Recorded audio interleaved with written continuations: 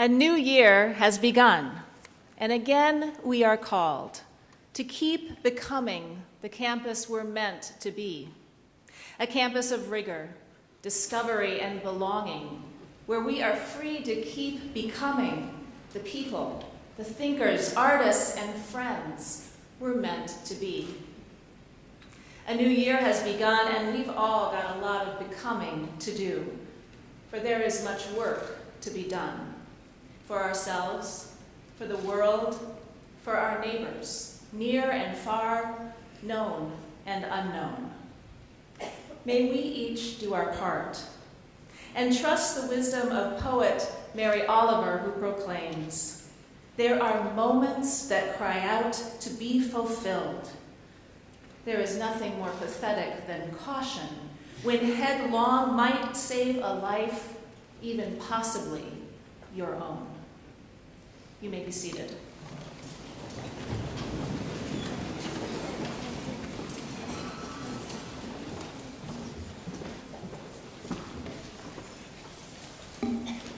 Well, thank you, Chaplain Nelson Winger, for your wonderful words, and Susan Klotzbach for your music.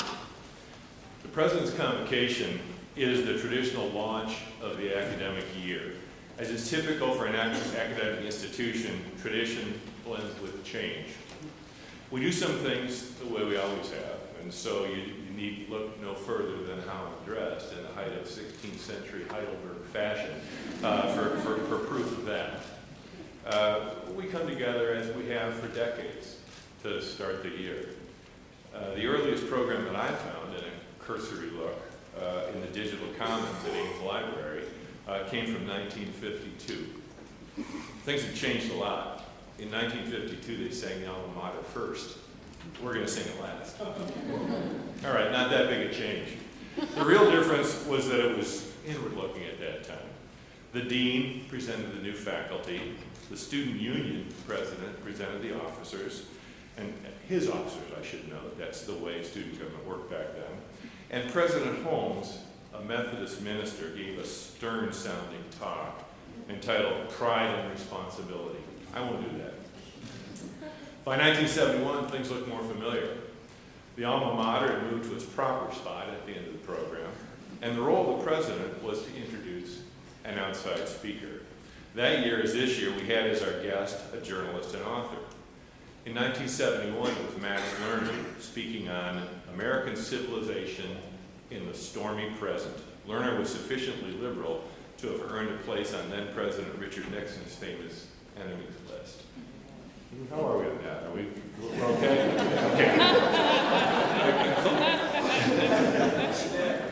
Okay. So clearly, this convocation is a place to highlight those who help us move toward a deeper understanding of ourselves, our society, and our world. This proud intellectual tradition has most recently evolved to incorporate another tradition, the shared summer reading for first-year students. It's a truly great way to start out the year, and we're thrilled to have Amy Ellis Nutt with us here today to give us a window into Becoming Nicole. Elizabeth and I had the pleasure of meeting Amy last night, and I can tell you you're in for a treat. So without further ado, let me get things started by introducing Bob Ladd, your Student Senate President, with greetings from that body.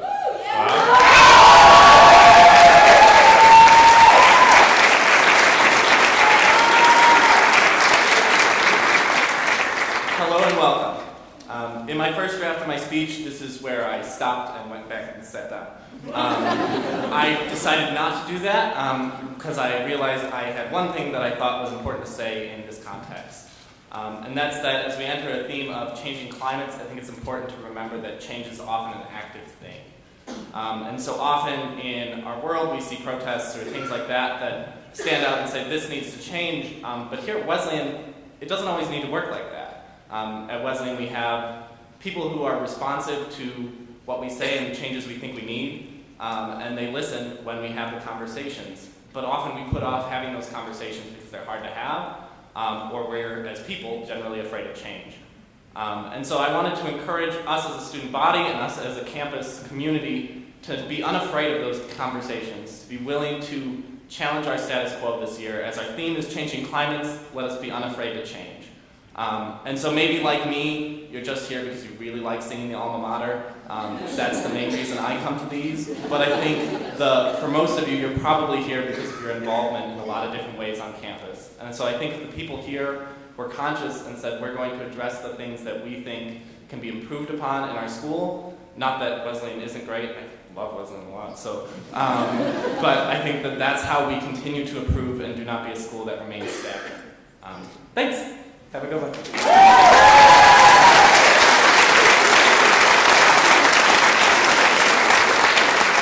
Good morning. It is my distinct privilege to introduce today's speaker, multiple award-winning author Amy Ellis Nutt. Ms. Nutt was born in Staten Island, New York, and she grew up in central New Jersey. She is a powerful example of the power afforded by a lifelong love of learning. She earned her undergraduate degree in English and philosophy at Smith College. She then went on to MIT, thinking about pursuing a career in academia. She ended up leaving MIT with a master's in philosophy, but also launching a career in journalism. She took a position with Sports Illustrated, working with Bambi Bachman-Wolf as a fact checker. That led her on to a master's degree in journalism from Columbia University. With a degree in hand, she landed a position at the Newark Star-Ledger, where she says she learned nearly everything I know about storytelling. And learned she did. In 2009, she was a finalist for a Pulitzer Prize in feature writing for her article, The Accidental Artist, an article that later became her first book, Shadows Bright as Glass, the remarkable story of one man's journey from brain trauma to artistic triumph. In 2011, she was awarded the Pulitzer Prize for feature writing for her article, The Wreck of the Lady Mary. In 2014, she received a dream job offer to become a science writer for the Washington Post, a position she holds to this day. She lives and works in Washington, D.C., though she remains a lifelong Yankees fan. While at the Post, she published 2 additional books, one co-authored but with Francis E. Jensen, titled The Teenage Brain, a neuroscientist's survival guide to raising adolescents and young adults. And the book we have all read for our summer reading program, Becoming Nicole, The Extraordinary Transformation of an Ordinary American Family. Becoming Nicole has been named one of the 10 best books of the year by People, one of the best books of the year by the New York Times Book Review and also by Men's Journal. A review from the Washington Post includes the following: exceptional. Stories move walls that need to be moved, Nicole told her father last year. In telling Nicole's story and those of her brother and parents luminously and with great compassion and intelligence, that is exactly what Amy Ellis Nutt has done here. The New York Times notes, if you aren't moved by Becoming Nicole, I'd suggest there's a lump of dark matter where your heart should be. I thank you, Ms. Nutt, for engaging our campus in an important set of conversations. Please join me in welcoming Amy Ellis Nutt to Illinois Wesleyan University.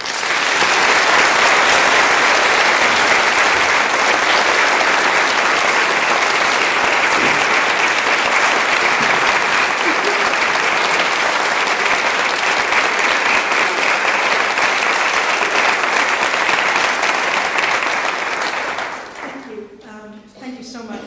I always sound a lot more interesting when someone else introduces me than if I introduce myself. So I'd like to meet that person. Wherever she is. First of all, I want to thank President Jensen, Provost Brodel, the Advising and Summer Reading Committee, and the University Speakers Committee for inviting me here today. And especially to you students of the class of 2022 for reading Becoming Nicole. I'd also like to give a shout out to Jared Schneider, who was awarded first prize, and Catherine Vogler and Amanda Smith, who were awarded honorable mentions in the summer reading program essay contest.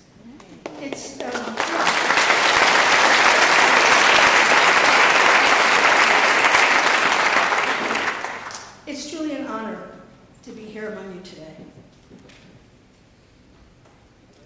What are you looking for, Nazruddin? Did you lose something? Yes, I lost my key and I'm out here looking for it under the lamp. Nazruddin was a 13th century Sufi cleric and the subject of hundreds of satiric, thought-provoking tales. Think of him as a kind of Persian Socrates by way of Will Ferrell. In this story, a friend tries to help Nasruddin find his lost key.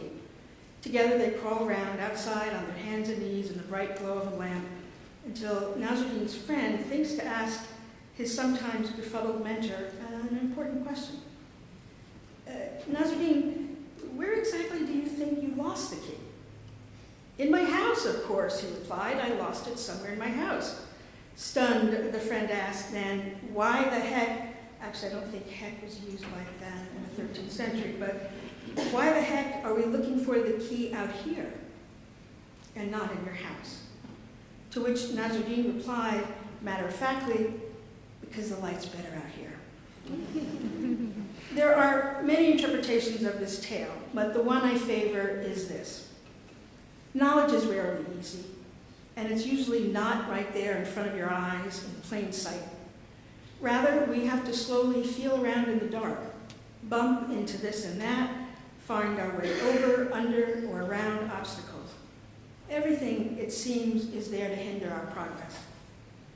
Knowledge is difficult to acquire, understanding hard to absorb, and finding the truth can sometimes seem insurmountable.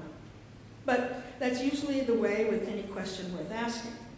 A truth seeker must be patient, but above all, willing to forego the easy answer, the low-hanging fruit, if you will, on the tree of explanations.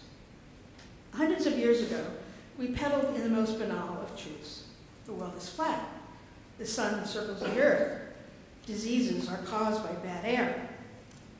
What remained in the dark, what was unexplained, was to be feared. Unexplored territories on maps from the Middle Ages depicted dragons and other strange and frightening beasts, and at least one globe carried the inscription, "Here be dragons." To deny the common knowledge of the time that the earth was flat, that it was the center of the universe, was not only heretical, it was stupid. Worse, it could cost you your life. Galileo was threatened with torture and imprisonment and eventually sentenced to house arrest, basically for agreeing with Copernicus's theory of heliocentrism. Giordano Bruno was burned at the stake in 1600, in part for claiming there was more than one planet in the universe. And in 1794, Antoine Lavoisier, the French chemist who identified the elements carbon, hydrogen, and oxygen, ridiculed a rival scientist's view that he could observe what he called igneous fluid leaking not only from heated rocks, but from the head of Benjamin Franklin. For his disagreeableness, Lavoisier was guillotined. Truth certainly wasn't easy for any of these men. Centuries later, many of us remain stubborn contrarians, even about the most basic scientific concepts. Last week, I typed the word flat earth into YouTube. And after eliminating those videos that were clearly trying to counter the misguided belief, I added up 15.3 million views. And I stopped before I'd made my way through all the videos I turned up in my search.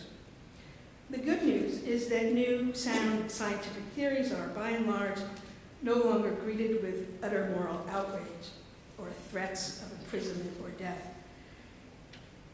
And that's because we keep moving forward. We test, we confirm or reject, and when we do, we adapt the story to fit the evidence. After Ptolemy came Copernicus, and Copernicus Newton, and Einstein, Bohr, and Hawking, we keep collecting data, we alter our model, we shift and shed assumptions. These shifts can be cataclysmic, even as they are long in the making. That's what's happening now with the transgender movement. Thousands of years of observation of human genitalia and seemingly the binary qualities of gender, sexual attraction, and reproduction are being upended because brave people have decided to step out of the shadows and say, look at us. We're not who we appear from the outside. We're not who you might think we are, who you assume we must be. The binary model is wrong because we're here to say it is. There have been many other less significant cultural shifts. For example, our attitudes toward left-handedness, which was long thought to be pathological, and a sign of everything from moral degeneracy to neurological deformity. Left-handed people were called all sorts of unpleasant things. Squiffy, squippy, wadded, caggy-fisted, scrammy-handed, cowpawed. In 1871, no less a literary light than Thomas Carlyle suggested he knew why there were so many more right-handed people than left, because in medieval times, right-handed warriors had an important advantage in battle. They could hold their shields in their left hand as protection over their hearts. It was logical, Carlyle reasoned, that more right-handed warriors lived and reproduced and therefore gave birth to even more right-handed offspring. Left-handers didn't go away, of course, despite the attempts of parents and teachers, but what likely brought them out of the closet, so to speak, were market forces. Simply put, there was money to be made in manufacturing products for lefties. And when the cultural tide turned, the stigma was reduced. Suddenly, there were southpaws everywhere. But not because everyone wanted to be one, rather because it simply became easier to be one in public.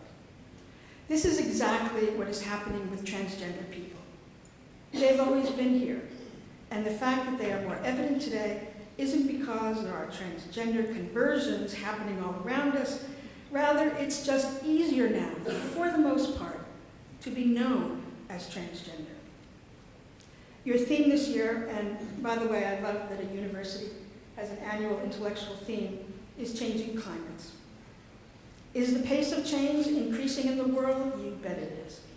Just think about the timeline for some of the most important social issues of the past century and a half. It took almost 200 years before the Supreme Court struck down the last state banning interracial marriage. Laws that curtailed alcoholic drinking in America took place over a period of some 80 years before the 21st Amendment repealed prohibition. In 1890, Wyoming became the first state to permanently grant full voting rights to women, really only because they needed to lure them out west for all the single male pioneers. But it took nearly 3 decades more for suffrage to be federally established with the 19th Amendment. And now, same-sex marriage. The Supreme Court struck down bans on same-sex marriage only 2 years after taking up the subject in its first pivotal case.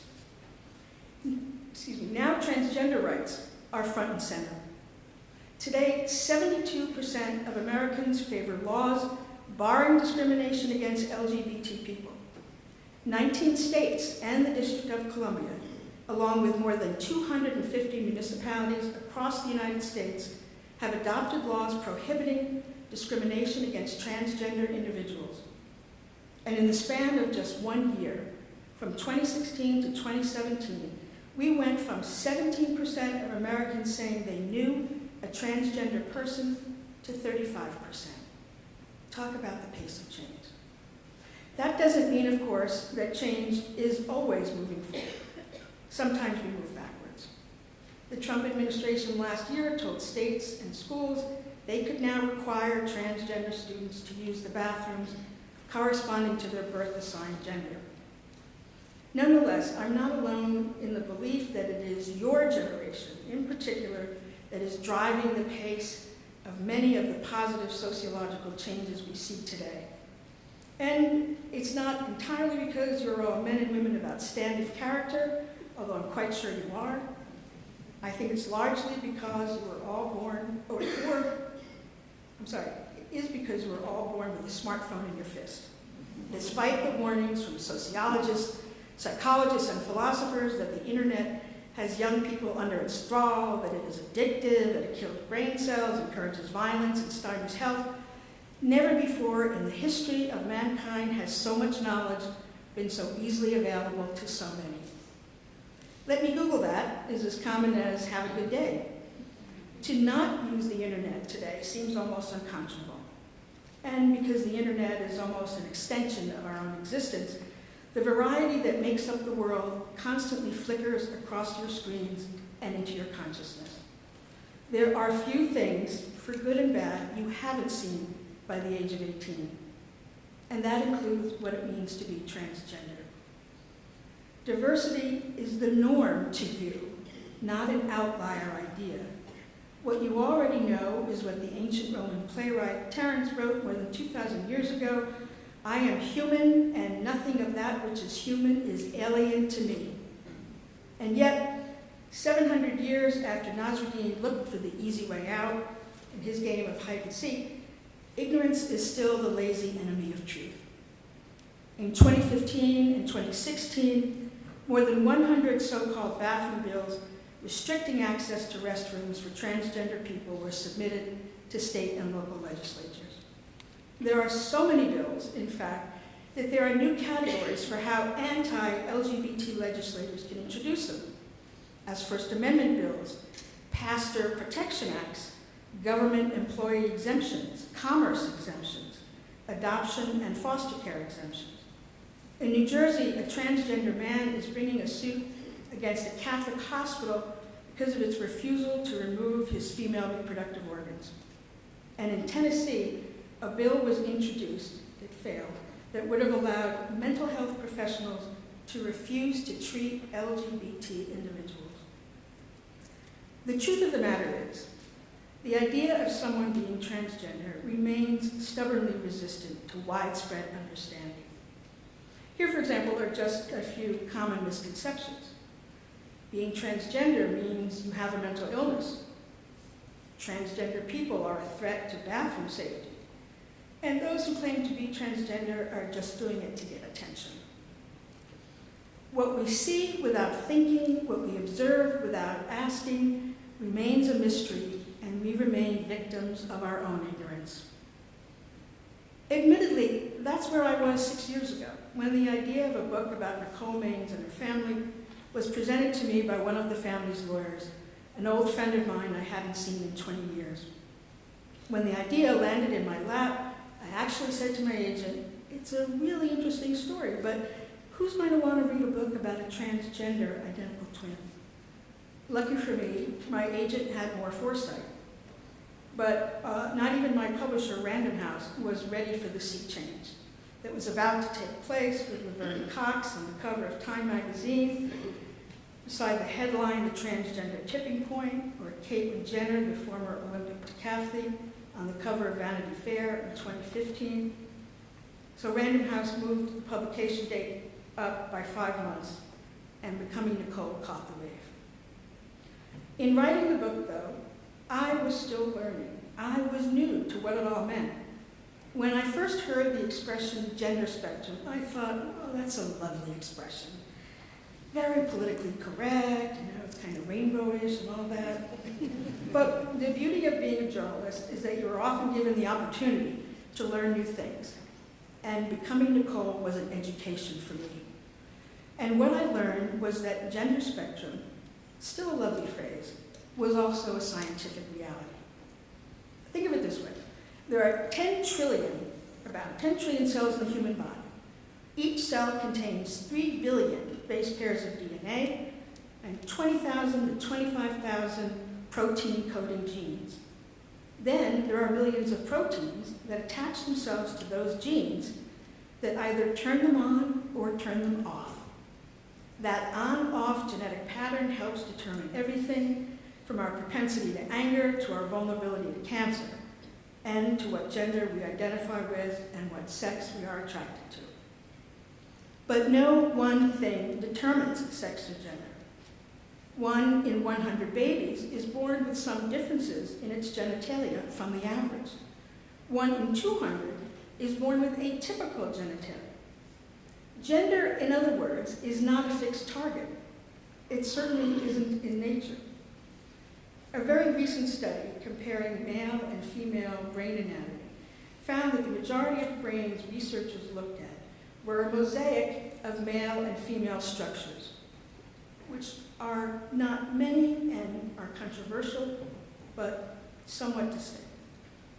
All the brains contained a mix of regions that fell on both the male end and female end of the spectrum.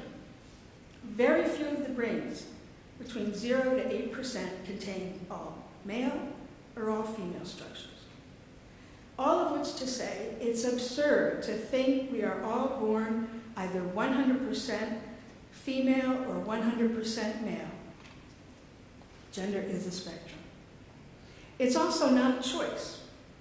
So let me ask you here all today, How often do you say to yourself, you know, I feel like a man today, or I feel like a woman? I'm going to guess never, right? Because what you know without saying, what you never need to say to yourself, because you already are, is I am a man, or I am a woman. And why is this? Because no matter what gender you say you are, when you're old enough to know there are at least 2 genders in the world, and now we know there are many more, you say it because you know it, not because you feel it. One of the most common expressions of transgender people is that they are uncomfortable in the body they are born with, that their body actually feels foreign. That was certainly true of Nicole from an early age, who thought her boy body parts would simply evaporate one day and she'd be the girl she always knew she was.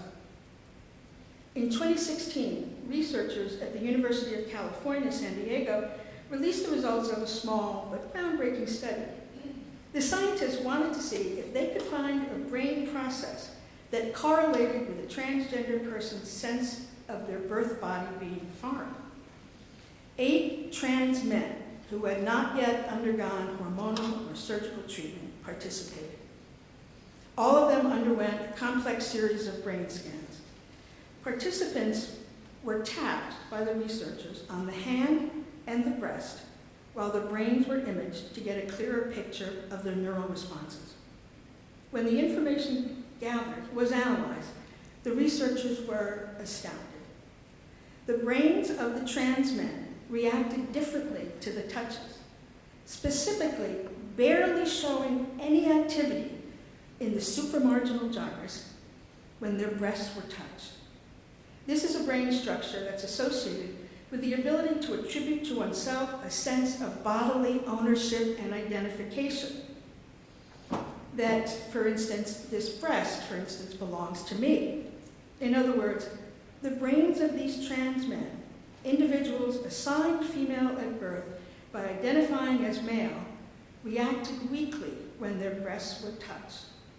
This is how science affirms that when transgender individuals say they feel foreign in their own bodies, they are not speaking metaphorically.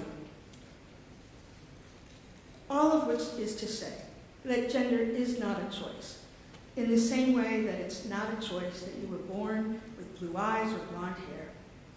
It is a choice to say or advocate a view or to enact laws that codify that view which discriminate against transgender people.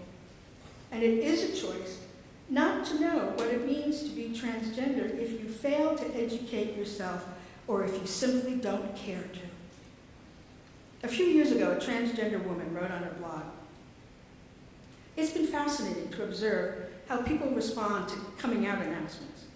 I've had many opportunities to see what happens when myself or others explain their change of gender status. Note, this occurs in different situations for just about everyone. Some are surprised, some are shocked, some are frozen, some are just curious, some want to talk, some are silent. Some become closer to me, others disappear. However, what amazes me most is to watch children, little ones, who have yet to develop what eventually become preconceived notions of what it means to be male or female. When a parent or a loved one explains to them what it means that they are transgender, all those children want to know are 3 simple things. Is it my fault? Are you going to go away? Do you still love me?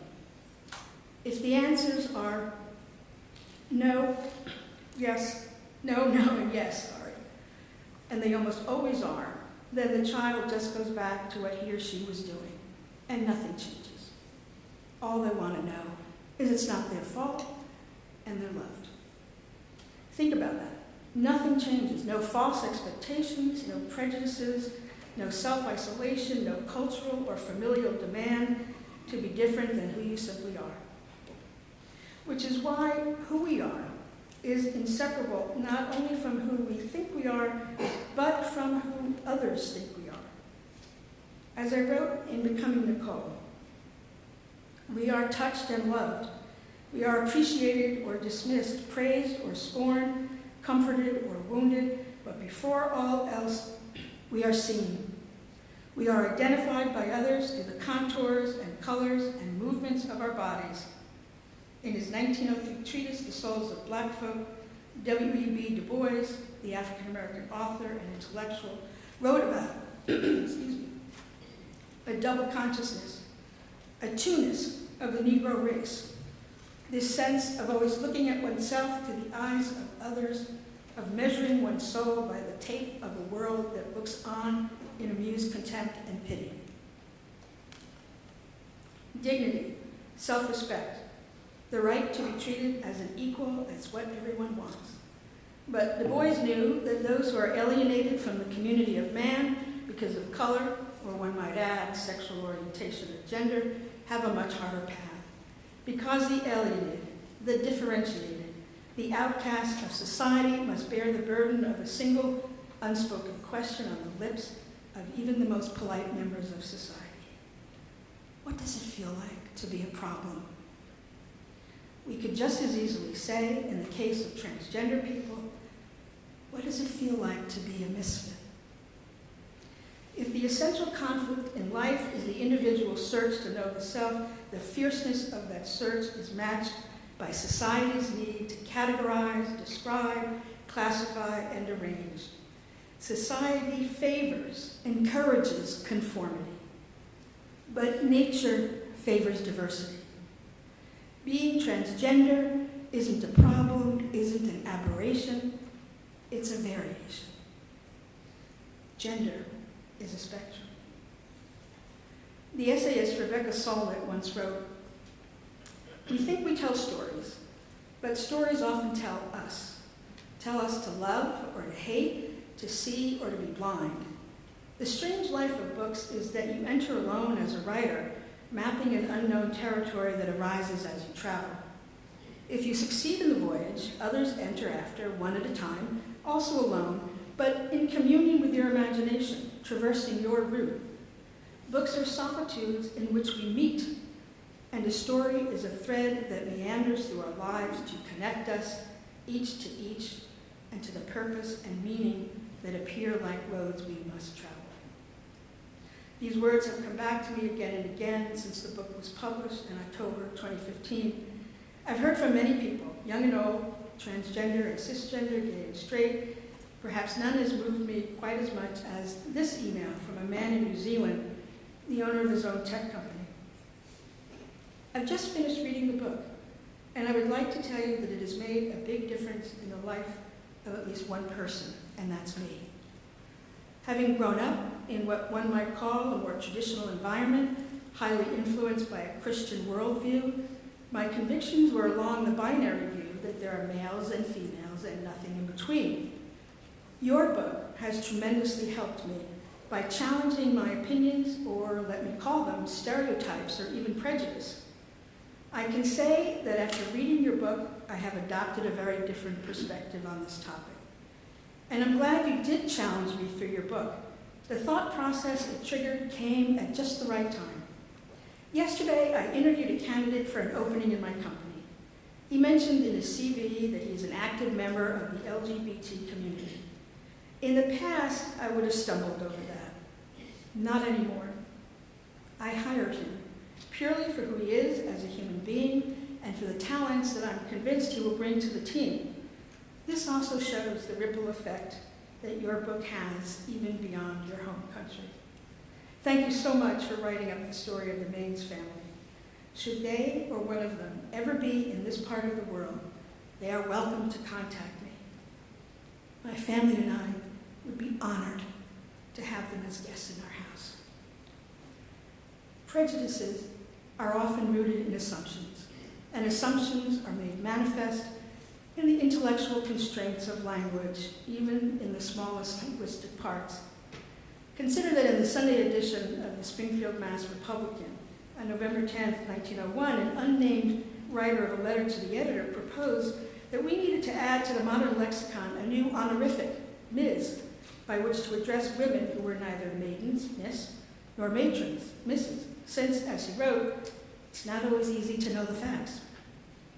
85 years later, and I remember this, the New York Times became the first major publication to do just that.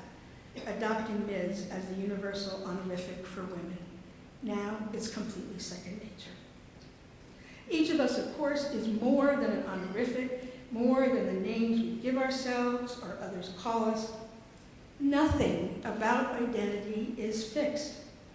The whereabouts of the self aren't anchored in one of the brain's hemispheres or one of its lobes. It can't be found in a simple brain structure or a single gene. It's fragile, it's fitful, it's the sum of more possibilities than there are stars in the heavens. We are, all of us, an amalgamation of associations. What we see and hear, smell and touch and taste, and the memories and emotions they conjure. Our ability to understand the world is limited only by our humanness. It's as if we were standing outside our home at night, peering through the window.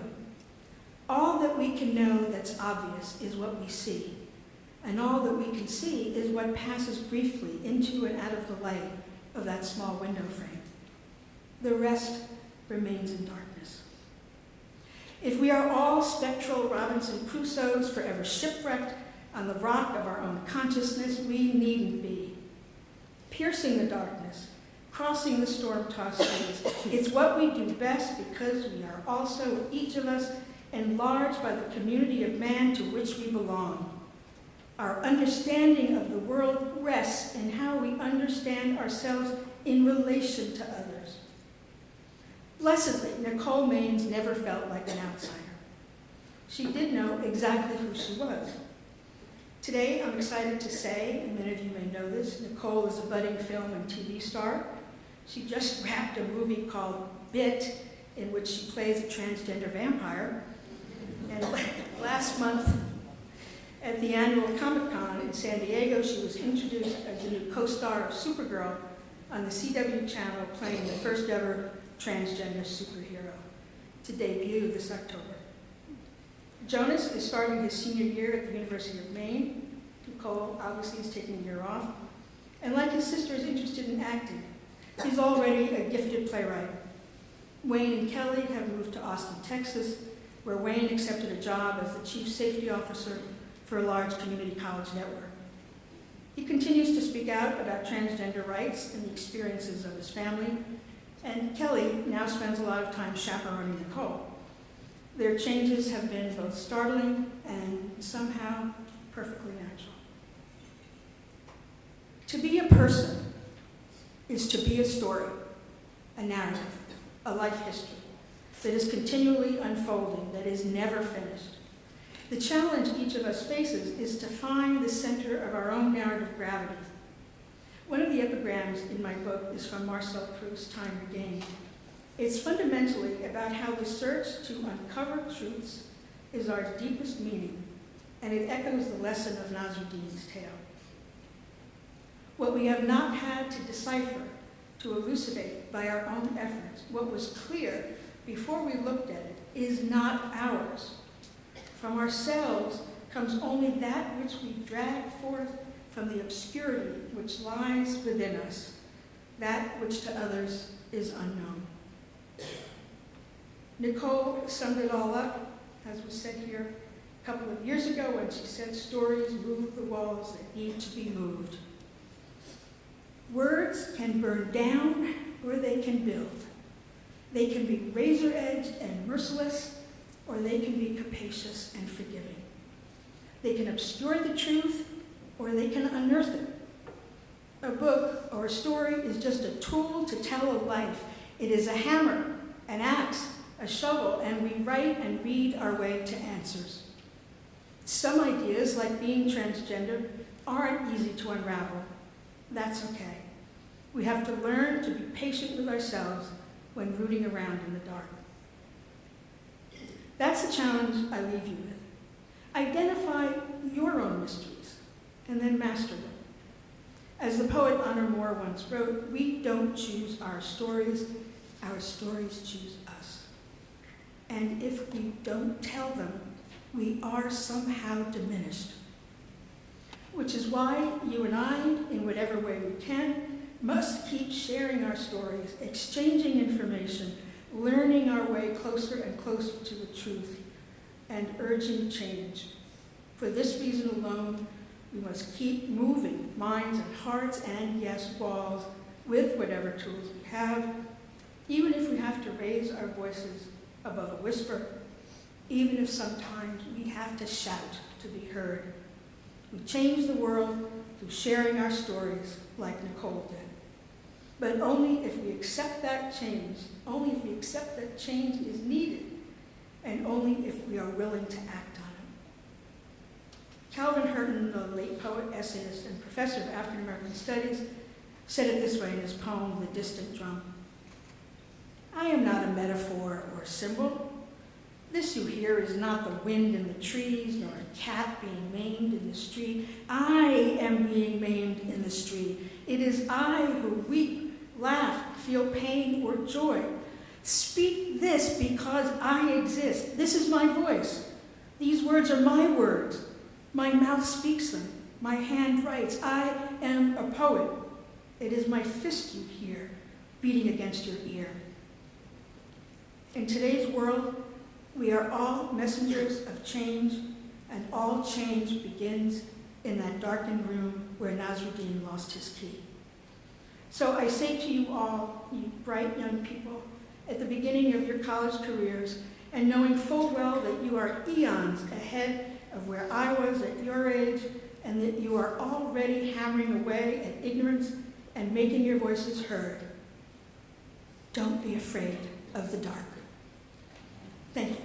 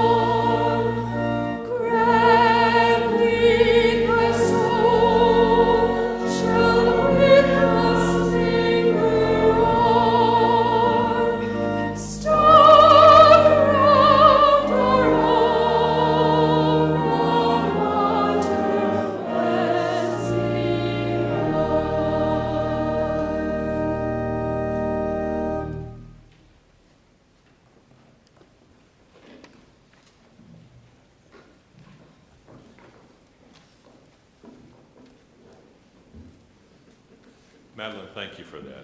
That was beautiful. Well, thank you, Ms. Nutt, for an inspiring book. Thank you for a sparklingly intelligent talk. And thank you for urging us to look within ourselves in ways that I'm not sure we'd all thought of before you heard it, before you told us how to do it. Please join me one more time in thanking Ms. Nutt for her visit.